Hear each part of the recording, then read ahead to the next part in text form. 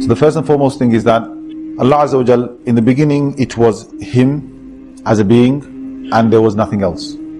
So He wanted others or creation, He wanted a creation to know Him. So He created the creation. So the first thing He created was the pen. And He told it to write everything that would come into existence. Everything of His irada, of His will, whatever He's going to will. Bismillah, alhamdulillah, wassalatu wassalamu ala rasulillah sallallahu alayhi wa ala alihi wa sahbihi wa man wala, amma ba'd. Rasulullah sallallahu alayhi wa sallam said, in the beginning there was Allah. There was nothing before Him. In other narration, nothing was with Him. And His throne was on water. And He wrote in the tablet everything. And He created the heavens and the earth.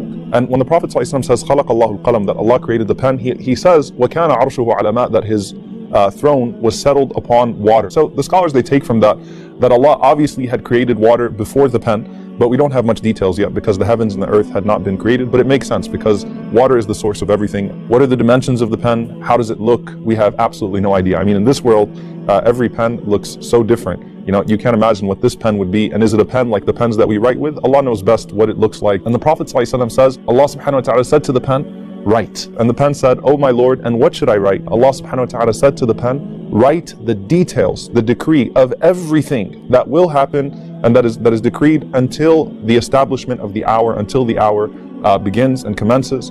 And the Prophet ﷺ, he said, whoever dies believing in anything other than this, then he is not from me. So the pen wrote everything that will take place from that time to the day of judgment. Every single thing. We worry about our rizq. Rizq is sustenance, what Allah will provide us. We worry about our wealth. We always thinking about tomorrow. We always thinking about how we will make it in the future. Worried and terrified and paranoid. But listen to this. Rasulullah sallallahu alaihi wasallam says, Allah wrote down the sustenance of creation 50,000 years before He created the heavens and the earth. Everything that you will get is already written down, not 50,000 years before this day, but 50,000 years before the heavens and the earth were created. It's a done deal. What you will get is already written down. So the qalam, the pen, which was created 50,000 years before the heavens and the earth, wrote in what's known as al-lawh al-mahfuz, the preserved and protected tablet. Allah calls it al-lawh al-mahfuz because it's protected from any changes, and it's also protected from access. No one can access this preserved tablet, not from the human beings, nor from the jinn, not even from the angels, not even from the malaika. Only Allah subhanahu wa ta'ala has access to al-lawh al-mahfuz. And Allah subhanahu wa ta'ala, He calls it many things in the Quran. Allah calls it Kitabun Mubin, Imamun Mubin, a clear book. There's nothing ambiguous in that book. It documents everything precisely. Allah calls it Kitabun Mastur, an unrolled, untouched tablet, right? So it's never been touched. It's a very special type of book. And Allah subhanahu wa ta'ala says, Ma farratna fil kitabi min shay, that there is no knowledge that is missing from that book. Everything is within that book. As Allah tells us, even a leaf falling from a tree. Now think about how extraordinary that is. A leaf falling from a tree, at what speed it will fall, what type of leaf it will be, what land it will fall upon, what will happen to it, who will pick it up, you know, when will it dissolve. All of that, everything is within al-lawh al-mahfuz, everything is within that preserved tablet, everything that would have happened, that has happened, that will happen.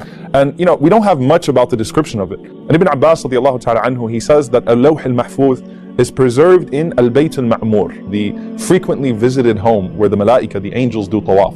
And it's preserved directly under the arsh of Allah subhanahu wa ta'ala, directly under the throne of Allah subhanahu wa ta'ala in the seventh heaven. And he said it's made of red rubies. And of course not the red rubies that we see, it's made of a special type of red rubies. Its upper end is tied to the throne of Allah subhanahu wa ta'ala, and its lower end reaches towards the angels.